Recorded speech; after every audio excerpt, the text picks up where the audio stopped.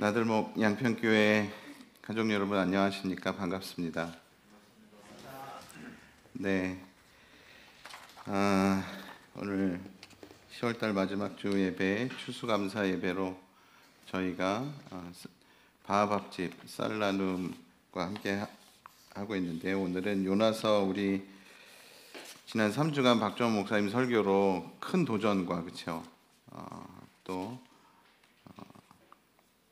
다짐을 했던 요나서 본문을 돌아보면서 또 2020년 올해에 우리가 감사절을 어떻게 또 보낼 수 있을지 돌아보는 시간 갖도록 하겠습니다. 나에게는 독이 되고 남에게는 약이 되는 것이 있습니다. 새로 나온 수수께끼인데 혹시 들어본 적 있으십니까? 없으실 거예요. 제가 만들었기 때문에. 그것은 바로 걱정이라는 것입니다. 곰곰이 생각해 보면 걱정은 나에게 향하면 그건 깊어져서 독이 되고, 남에게 향하면 관심이 되기 때문입니다. 걱정은 나를 향하면 근심이 되고요, 남을 향하면 관심이 된다는 것을 발견할 수 있습니다. 우리는 남을 향한 경계와 나를 향한 걱정이 가득한 시대에 오늘 감사절을 맞이하게 되었습니다. 또한 한 달 동안 지구다 챌린지와 함께 묵상한 요나서에서 요나의 걱정과 하나님의 걱정을 오늘 좀 비교해 보려고 합니다. 그것을 통해서 나들목 양평 교회인 우리들에게 하나님께서 말씀해 주시는 바를 캐내어서 우리의 걱정의 방향성을 리튜닝하는, 그리고 정기적으로 지속적으로 우리의 걱정의 방향성을 재조정하는 그런 시간이 될 수 있으면 좋겠습니다. 오늘 본문 같이 한번 읽겠습니다. 오늘 본문은 요나서 4장 10절 11절 말씀인데요, 요나서 제일 마지막 두 절입니다. 시작합니다.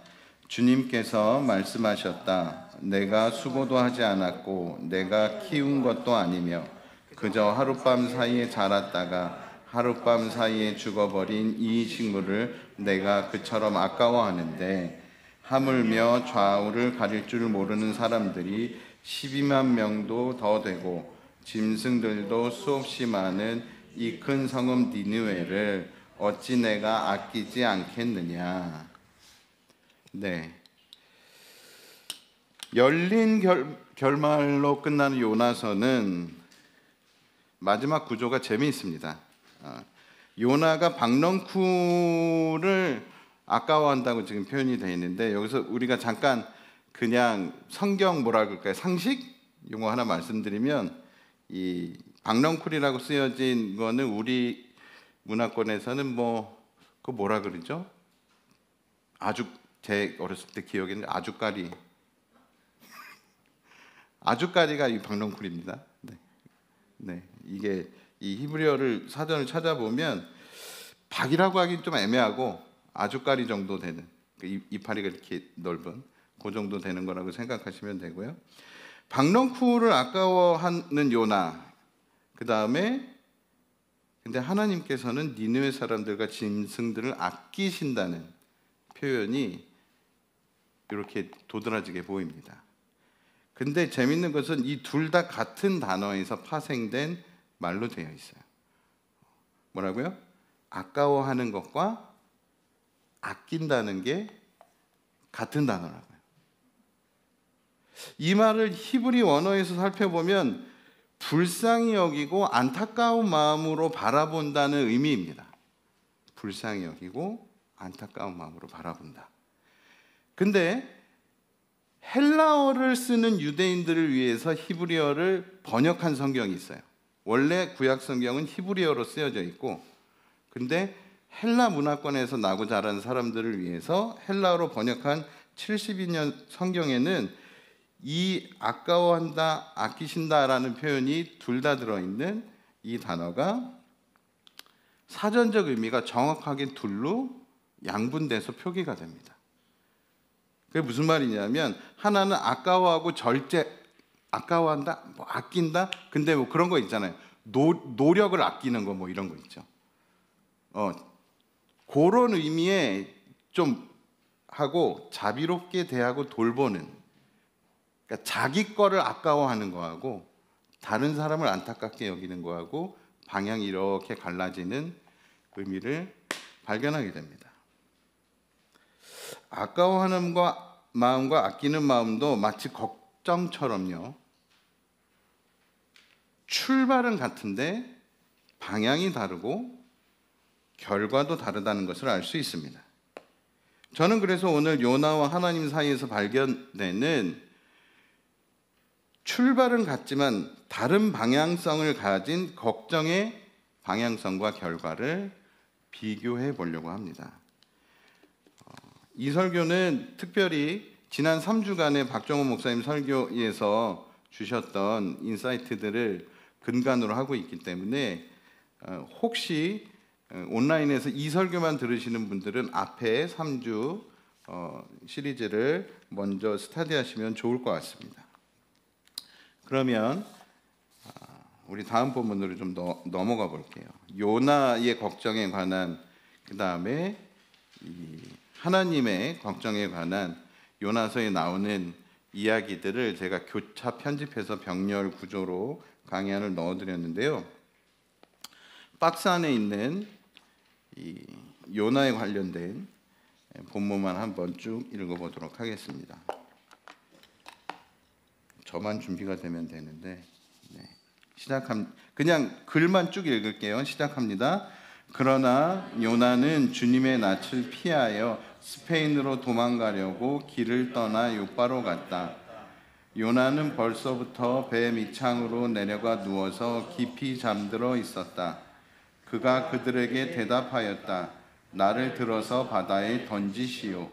주님께서 나를 바다 한가운데 깊음 속으로 던지셨으므로 요나는 그 성으로 가서 하룻길을 걸으며 큰 소리로 외쳤다.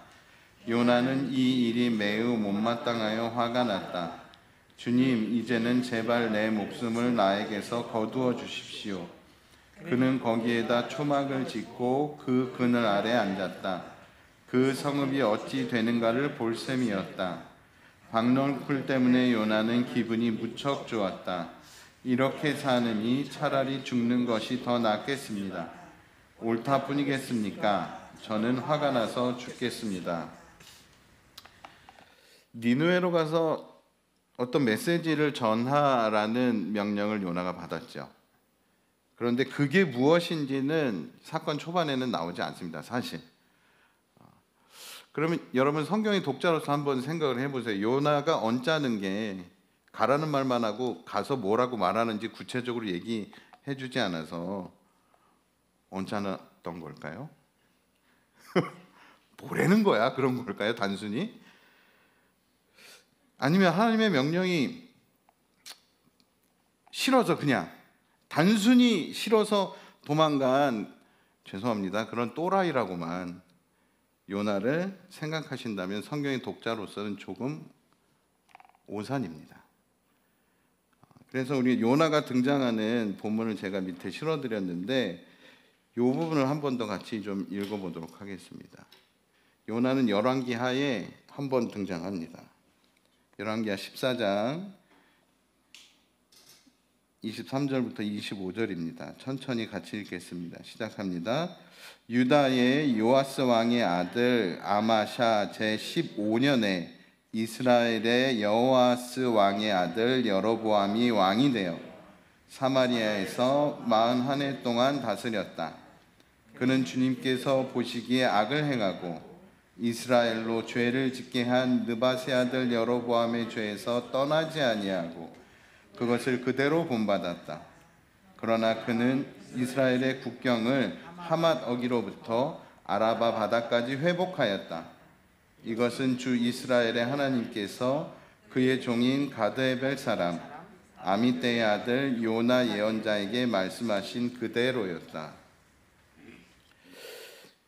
요나는 한 번뿐이기는 하지만 역사서에서도 등장하는 북이스라엘에 여로보암 2세 동명이인이 또 있습니다. 초기에 여로보암 2세 때 활동했던 선지자입니다. 그러니까 요나서 자체가 여러분 어떤 이 신화나 이런 이야기라고 보실 필요가 없다는 얘기예요. 당시 요나는 이스라엘의 영토 회복을 예언했고 그의 통찰이 그의 시대에 이루어진 경험이 있는 선지자예요. 그러면 나름 그 바닥에서 그의 커리어는 어땠을까요? 괜찮았겠죠. 예수님이 혹시 훗날 예수님이 이 세대에 줄 건 요나의 표적밖에 없다라고 했던 만큼 유명했던 분이에요. 감이 잡히십니까? 물론 예수님 활동했던 지역이 요나의 고향과 멀지 않아서 그랬을 수도 있는데 네임드입니다. 네임드 나름. 그럼 보십시오. 그런데 당시 고대 근동의 패권을 쥐고 있던 아시리아 제국, 그 제국주의에 반하는 활동을 한 거예요. 예언을 하고. 그리고 그게 맞아 떨어졌어. 어쩌면 이게 사료가 짧기 때문에 추정할 수밖에 없습니다만 그는 제국주의에 반하는 민족주의 성향이 강한 선지자였을 것으로 추정됩니다. 그런 요나에게 아시리아의 심장인 니느웨로 가서 하나님의 메시지를 전하라는 이야기는 우리로 따지자면 일제강점기의 동경에 가서 그들을 위해서 일하라는 수준의 것으로 봐야 하지 않을까. 그렇게 생각됩니다. 더구나 예상컨대 요나가 막 하나님한테 투정하는 여러 가지 이야기들 중에 기억나시죠? 내가 이렇게 될 줄 알았다는 식으로 얘기했던 4장 2절에 그런 말이 나오는데요. 더군다나 하나님의 메시지는 그가 예상컨대 보나마나 니느웨 사람들, 저 아시리아 사람들, 저 말도 안 되는 제국주의에 미친 인간들, 저 사람들을 어떻게 하려고? 용서하고 구하시려고 자기를 보내는 걸로 사료되는 바. 그건 지금까지 요나가 살아온 삶의 방향성과 어때요? 곤란하죠. 그의 성향과도 지금까지 그가 시대를 통찰하고 예언했던 활동과도 완전히 결이 다른 일을 해야 하는 상황을 만난 형국입니다. 안 좋은 상황이 자주 등장하죠. 자, 그런 그에게 얼마의 시간이 지났는지 얼마의 고민을 했는지 알 수 없어요. 그러나 1장 3절에 보면 요나는 어떻게 해요? 다른 방향으로 가는 선택을 합니다. 우리가 여기에서 글로만 보면 그렇죠? 주님의 낯을 피하여서 스페인, 다시스는 스페인, 지금의 스페인 지역인데 스페인 쪽으로 가려고 요빠라는 지역에서 스페인 쪽으로 가려고 했다라는 것을 그림으로 보시면 이게 북동쪽하고 북서쪽하고 완전 다른 방향인 거예요. 아시겠죠? 이게 저 정도 거리면요 550마일 정도면 이 부산을 왕복하는 거리쯤으로 생각하시면 됩니다. 근데 도망은 반대쪽으로 어떻게 가요? 그것의 5배 정도 되는 쪽으로 갈 계획을 세운 거예요. 보통 또라이가 아니구나 라고 생각할 수도 있지만 제가 지금 드린 말씀은 뭐예요? 오죽하면 이랬을까 라는 것도 생각을 해보자는 이야기입니다. 그런데 문제는 그가 다른 방향으로 가는 선택을 한 그 선택이 그를 뭐하게 만들었어요? 근심하게 만든 것 같아요. 5절에 보면 요나는 처음부터 내려가서 누워서 잠이 들어 있었어. 왜 그랬을까요? 이 사람한테 이게 여행이 아닌 거야, 그렇죠? 그러니까 처음부터 배를 타자마자 배 밑창에 들어가서 뭐 한 거예요? 억지 잠이라도 청하는 거예요. 왜? 근심이 가득하니까. 이해 안 되시는 분들이 있을 수 있어요. 어떤 분들은 스트레스를 받으면 먹으면서 푸는 분들은 이해 안 되실 수 있어요.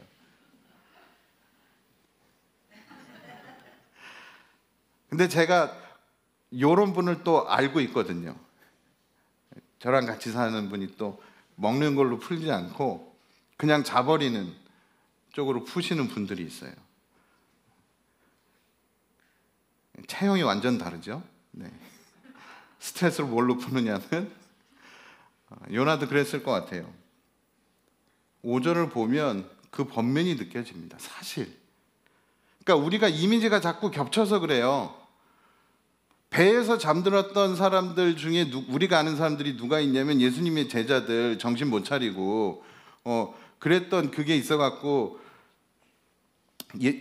뭐 이런 이미지들이 있어서 그래요. 또 뭐 감옥에 가서도 자고 뭐 그죠? 그래도 풀려나오고 그러잖아요. 그런데 지금 뭐예요? 지금 이 상황은 요나는 어떤 선택을 했고 그 선택이 자기를 너무 번민하게 만들어서 심지어 생각하고 싶지도 않은 거예요. 그럼 보십시오. 그래서 억지로라도 더 이상 갈등하지 않기로 선택한 겁니다. 요나는.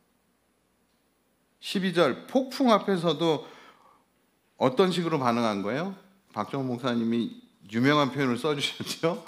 배째라는 반응인 거다 이거는. 왜요? 심지어 이 폭풍이 적어도 요나는 알고 있었어요. 그렇죠? 누구 때문에 일어난 건 자기 때문에 일어난 거를. 그렇죠? 그리고 하나님과 자기 사이에 생긴 랭귀지라는 걸 알고 있습니다. 그런데 날 바다에 던지라고 이야기해요. 뭐라고요? 배째라는 거죠. 심지어 2장 3절 기도에서조차 주님을 탓합니다. 여러분 이게 전혀 이 정신세계가 안드로메다에 가 있는 딴 사람의 이야기로 들리십니까? 아니면 나랑 비슷한 어떤 사람의 이야기로 들리십니까? 그렇죠?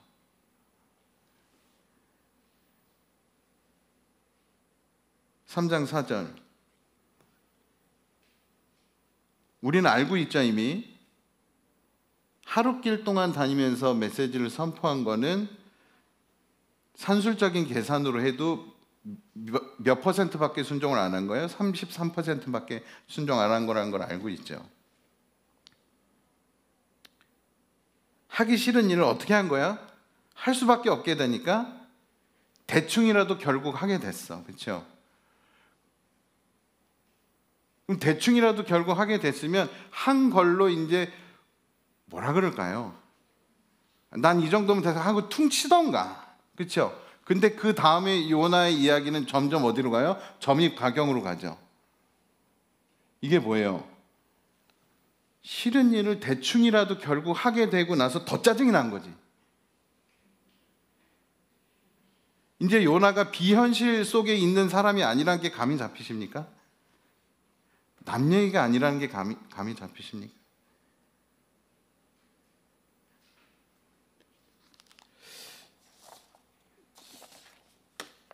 이 요나를 어떻게 이해할 것인가? 어떻게 바라볼 것인가? 근데 요나만 바라보면 답이 없어요. 그렇죠? 소망도 사실 별로 없습니다. 왜? 내가 나를 보면 답이 없는 것과 비슷하죠. 근데 감사하게 요나서에 누가 있어요? 요나와 함께 소통해 주시고 열일하시는 하나님이 있습니다. 요나의 걱정의 방향성은 사실 누굴 향했다는 걸 우리가 짐작할 수 있습니까? 자기 자신을 향했죠. 그러니까 그 끝에 뭐예요? 불평과 짜증이 등장합니다. 수반돼요. 그런데 요나서에 등장하는 하나님의 걱정과 그분의 그 걱정의 방향성, 그분의 관심사를 보면 무엇이 수반돼요? 책임과 책임성 있는 행동이 수반되는 것을 발견할 수 있습니다. 우리 하나님의 관한 부분을 좀 두 번째 박스에 있는 본문을 읽도록 하겠습니다. 시작합니다. 너는 어서 저 큰 성읍 니느웨로 가서 그 성읍에 대고 외쳐라. 주님께서 바다 위로 큰 바람을 보내시니 주님께서는 큰 물고기 한 마리를 마련하여 두셨다가 요나를 삼키게 하셨다. 주님께서 그 물고기에게 명하시니 물고기가 요나를 뭇에다가 뱉어냈다. 너는 어서 저 큰 성읍 니느웨로 가서 이제 내가 너에게 한 말을 그 성읍에 외쳐라. 뜻을 돌이켜 그들에게 내리시겠다고 말씀하신 재앙을 내리지 않으셨다. 주님께서는 내가 화를 내는 것이 옳으냐 하고 책망하셨다. 주 하나님이 박넝쿨을 마련하셨다. 그러나 다음 날 동이틀 무렵 하나님이 벌레를 한 마리 마련하셨는데 해가 뜨자 하나님이 찌는 듯이 뜨거운 동풍을 마련하셨다. 박넝쿨이 죽었다고 내가 이렇게 화를 내는 것이 옳으냐?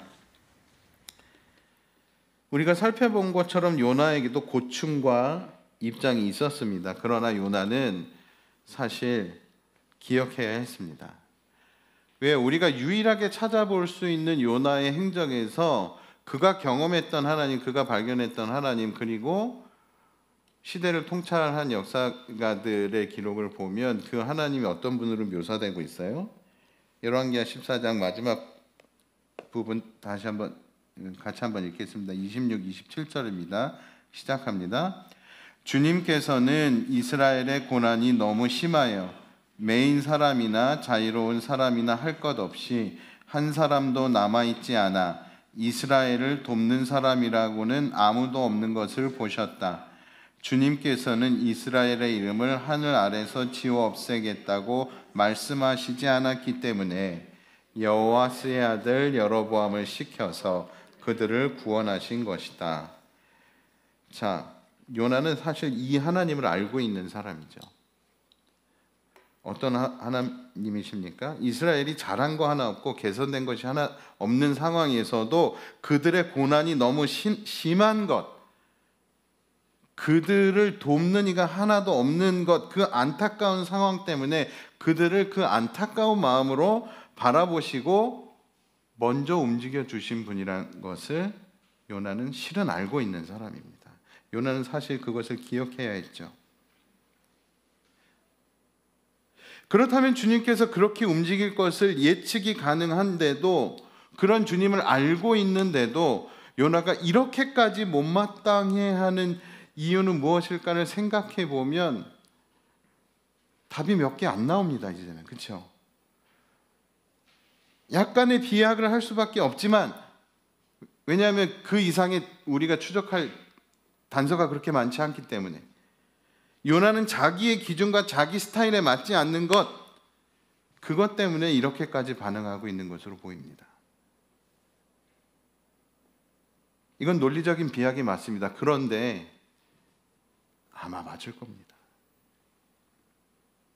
우리가 요나를 그렇게 어떤 입장이었는지 예측할 수 있다면 그가 왜 이렇게까지 없앴댔는지도 예측할 수 있는 것이죠. 분명 정도의 문제이지 그것이 요나 안에서 작용했을 겁니다.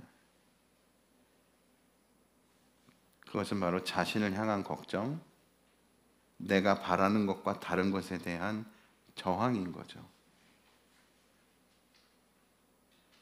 근데 오늘 우리가 두 번째로 읽은 이 말씀 속에서 그 와중에 하나님은 뭐 하고 계시는 분으로 등장하십니까? 요나는 자기 걱정하고 자기 기준에 맞지 않는 것 때문에 분노하고 있을 때 하나님 뭐 하시는 분이에요? 니느웨 사람들을 걱정하셔서 열일하시는 분이죠. 뿐만 아니라 그 요나까지 챙기시죠. 큰 바람을 보내시고요. 큰 물고기도 마련하여 두시고요. 저는 2장 10절이 참으로 경이로운데, 여러분 이게 이 성경을 읽으시면서 이걸 팩트라고 믿고 읽으시죠? 그렇죠? 이게 아이들에게 들려주는 어떤 이 그런 동화나 우화가 아니라고 우리는 믿고 읽잖아요. 그렇죠? 그러면 한번 보세요. 큰 물고기도 마련하셔서 그리고서 얘가 얘를 삼켰어. 그죠? 그리고 하나님이 다른 할 일도 많아요. 앞으로도 보면. 근데 뭐까지 신경 쓰셔야 돼? 이 물고기가 얘를 씹지 않게도 신경 쓰셔야 돼. 되게 디테일이 강해야 돼요. 그래야 토해내서도 지발로 걸어가지. 그죠? 다리 하나 잘렸어 봐요. 이거 되게 하나님이 얼만큼 열일하시는지 좀 들여다볼 수 있는 사실 그런 대목입니다. 그리고 1장 2절, 3장 2절에 반복되는 주님의 명령이 있죠. 사실 이미 했던 말이에요. 그죠? 이미 했던 말인데 1장 2절과 3장 2절의 차이는 뭐예요? 이제가 들어갑니다. 이제 좀 해라. 요 한마디 이제 덧붙이시기 위해서 세팅을 해주신 거예요. 여러분, 이게 직장에서 일어난 일이라고 생각해 보십시오. 그렇죠? 뭘 시켰어. 근데 안 하겠대. 자기는 그렇게 생각하지 않는데. 그래서 열심히 그걸 시킨 사람이 그걸 할 마음이 들게끔 할 수 있게끔 세팅을 해주고 나서 한 번 더 부탁하는 거예요. 이제 좀 해봐라. 근데 어떻게 해요? 대충 하고 마는 정도로 해요. 여러분, 이게 직장일로 탁 하니까 어떠세요? 짜증나시죠? 누가 떠올리실 필요는 없어요. 우리 그런 사람 다 알고 있죠? 떠올리실 필요 없어요. 내가 그런 사람일 수도 있으니까요. 그럼 보세요. 근데 3장 10절 하나님 어떤 분이에요? 그 대충 하고 마는 정도의 그 앞에 그렇게까지 했는데, 그리고 재차 얘기했는데, 대충 하고 마는 정도의 순종에도 결국 자신의 뜻을 돌이키시죠. 그러니까 지금 하나님의 관심은 얘가 순종을 잘하냐 안 하냐에 가 있는 게 아니라 어디에 가 있다는 걸 알게 돼요. 니느웨 사람들을 걱정하면 저렇게 해주면 자기 죄에 빠져서 죽을 텐데 하는 니느웨 사람들한테 하나님의 걱정이 가 있다는 거예요. 욕할 뻔했어요. 이 사람이 왜 내 말을 안 듣지? 여기에 가 있지 않고, 하나님의 관심은 내 말을 안 듣는 거에 가 있지 않고 저 사람들을 어떻게 하지에 가 있기 때문에 이렇게 하실 수 있는 거죠. 요나는 점점 점입 가경의 반응을 내뱉습니다.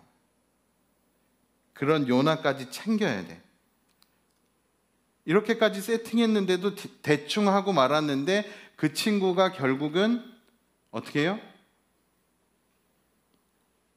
죄송합니다. 곧다이로 해놓고 자기 성질을 내고 있어요. 그런데도 하나님은 그 친구를, 그 사람을 포기하거나 내버리지 않고 설득하고 더 같이 가기 위한 작업을 하고 계시죠. 박농쿨에 벌레에 동풍까지. 아이고 힘들어 죽겠네. 이게 육아의 상황이라고 한번 생각해 보십시오. 뭐 하나 이야기를 했는데 그거를 안 해. 절대로 하기 싫어. 막 가출해 막. 그렇죠? 근데 다시 데려와서 제발 좀 이렇게 하자라고 했는데 있는 짜증 없는 짜증을 다 내. 그렇죠? 근데 박농쿨에 벌레에 동풍까지 뭐예요? 삼시세끼 밥도 먹여야 돼. 얘를 챙기기까지 해야 돼. 자기 노릇하게도 해줘야 되는데. 이렇게 되면 얘기가 달라집니다. 그런데 그 하나님이 요나에게 뭐라고 말씀하십니까? 네가 화를 내는 것이 옳으냐고 2번이나 말씀하시는 하나님의 목소리를 여러분, 성경의 독자로서 상상해 보십시오.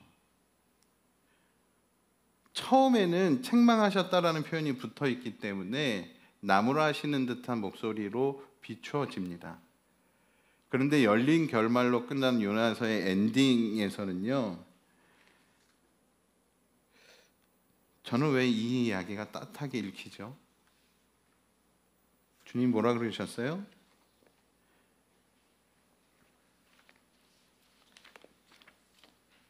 4장 9절, 네가 이렇게 화를 내는 것이 옳으냐?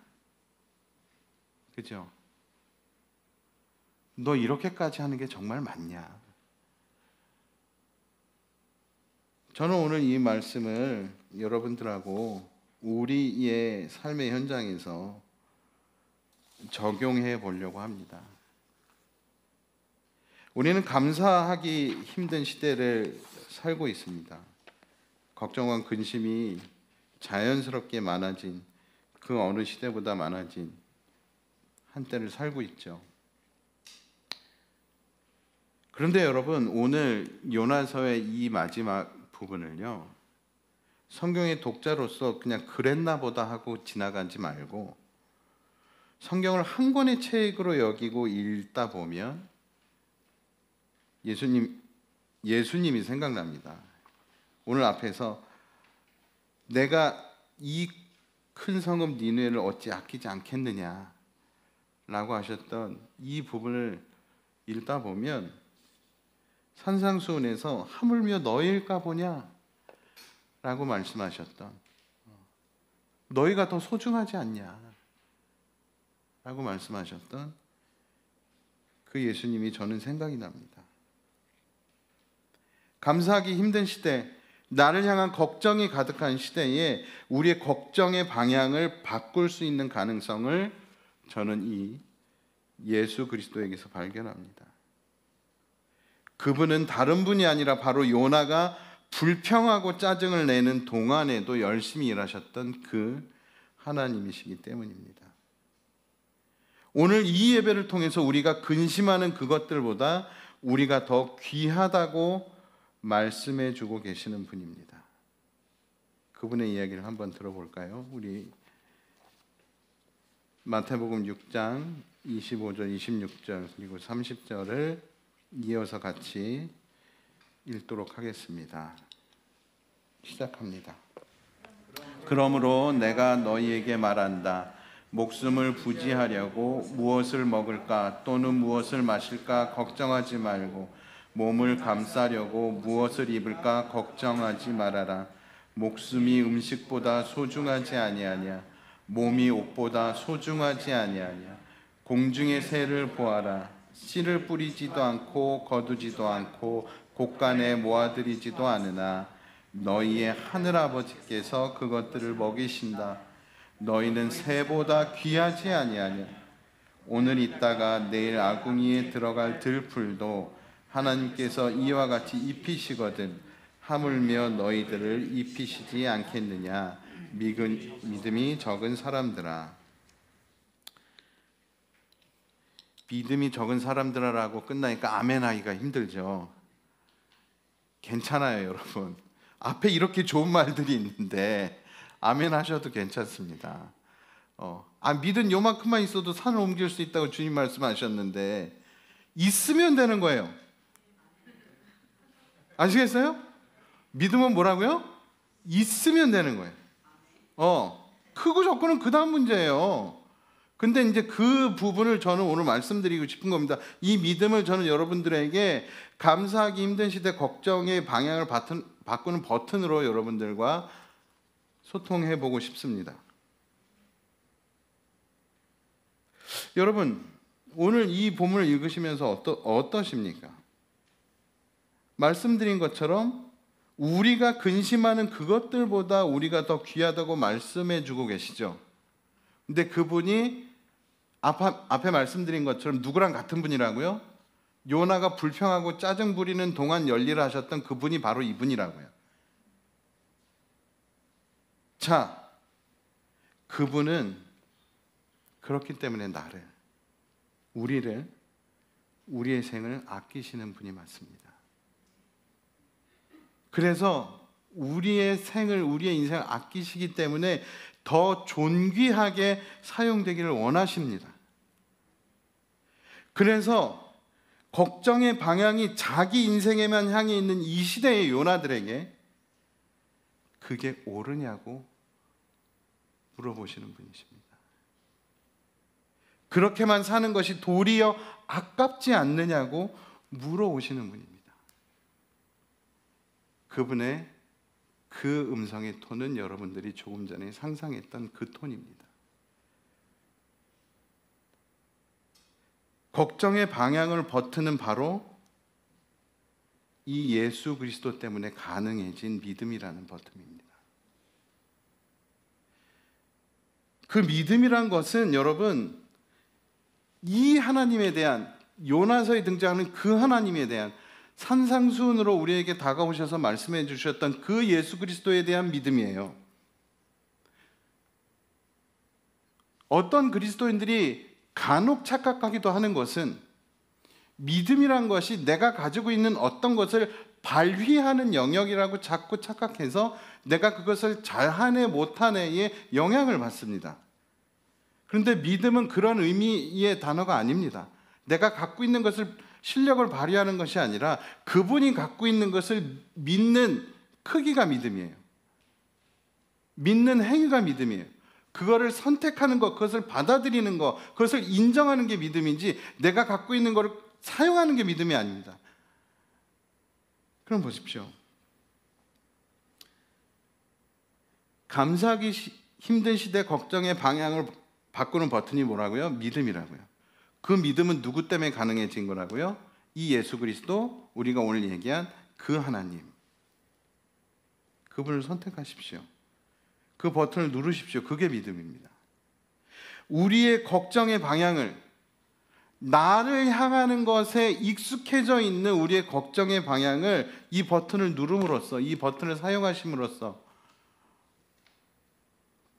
방향을 바꿀 수 있습니다. 우리의 그 걱정이 이웃을 향한 관심으로 바뀔 수 있습니다. 그래서 이렇게 쌀도 가져오시고 지정금도 하시고 하시는 거예요. 나들목 양평교회는 정말 규모에 비해서 지정금이 정말 많이 플로우되는 교회라는 것을 제가 발견하고 너무 큰 감사가 있었습니다. 여러분들은 그 믿음의 버튼을 잘 선택해서 사용하고 계신 공동체입니다. 우리는 감사하기 힘든 코로나 시대에 여러분 감사절을 보내는 하나님 나라 백성들의 삶의 방식이 바로 그런 겁니다. 나에게 향해 있는 이 걱정, 근심을 가져오는 이 걱정의 방향성을 바꾸는 것, 그게 믿음이고 그것을 지지하고 격려해 주는 게 공동체입니다. 자꾸 그걸 누를 수 있도록, 자꾸 그걸 사용할 수 있도록, 그게 공동체의 역할입니다. 그래서 가정교회 안에서 여러분들 모임하실 때에 자꾸 그 믿음의 버튼을 누를 수 있게 격려하고 지지하고 잘했다고 해주셔야 돼요. 왜? 세상에서는 그 버튼을 누르는 걸 너 미쳤어? 라고 이야기하잖아요. 근데 그러면 우리가 그 버튼을 누르고 싶어요? 누르게 돼요? 아니요. 주저하게 돼요. 그렇죠? 북서쪽으로 도망가게 돼요. 지금까지 내 커리어가 망가지는데 나를 바다에 던지라고 해요. 배째라고 해요. 모두가 그렇게 말할 때 옆에서 뭐라고? 아니야. 네가 북동쪽으로 가는 게 맞아. 그 버튼을 눌러. 박수 쳐주고 지지해주고 격려해주고 감사하기 힘든 시대 걱정의 방향을 바꾸는 두 번째 버튼은 공동체입니다. 그게 있어야 이 버튼을 누를 수 있어요. 요나한테는 그게 없었던 것 같아요. 그렇죠?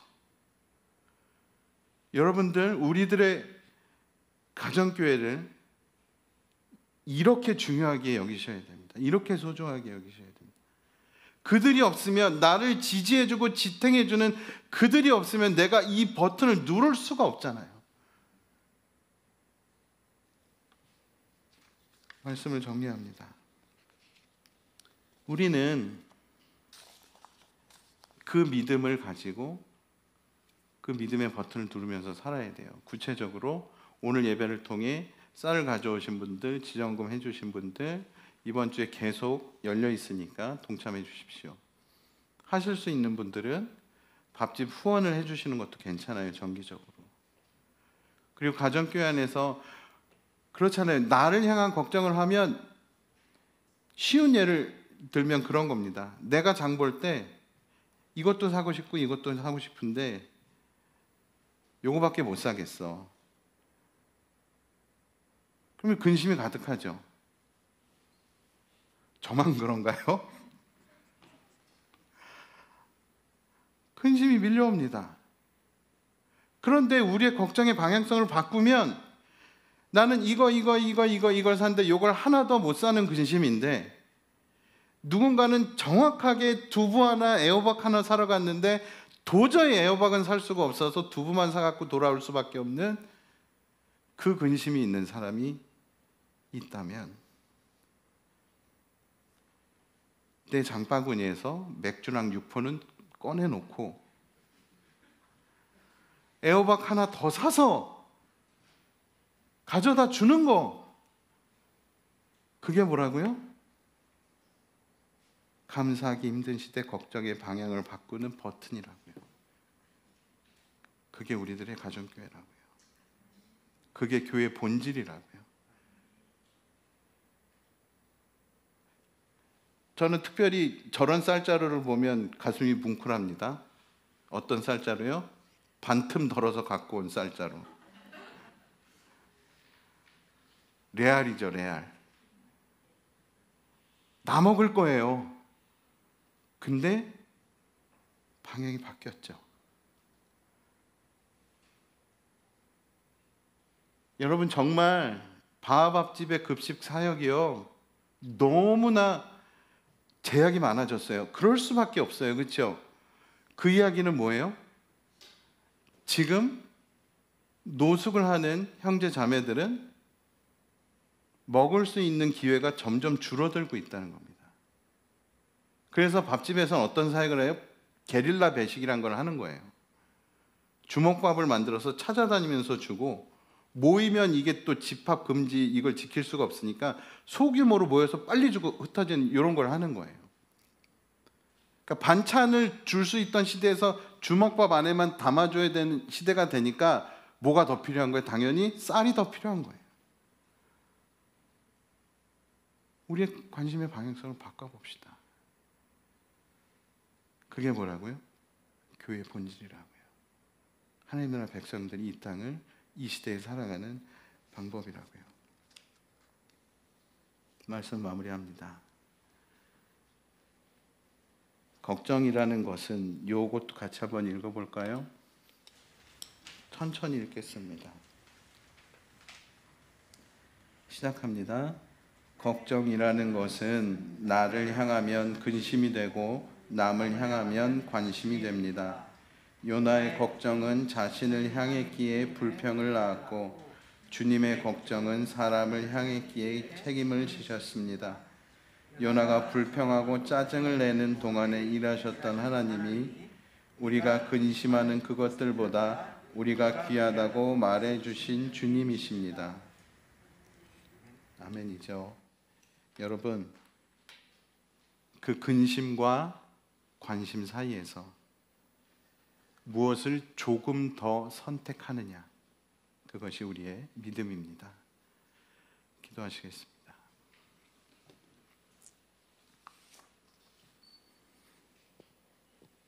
우리 1분간 침묵하시면서 하나님께 귀를 기울여 봅시다. 요나를 위해서 애쓰시고 니느웨 사람들을 위해서 열일하셨던 그 하나님이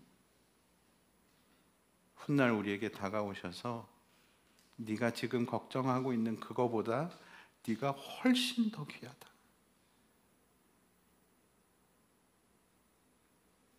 믿음의 버튼을 눌러봐라 라고 말씀해 주신 바로 그분이십니다. 그분이 오늘 나에게, 우리에게 뭐라고 말씀하시는지 귀 기울여 봅시다. 기도하시겠습니다.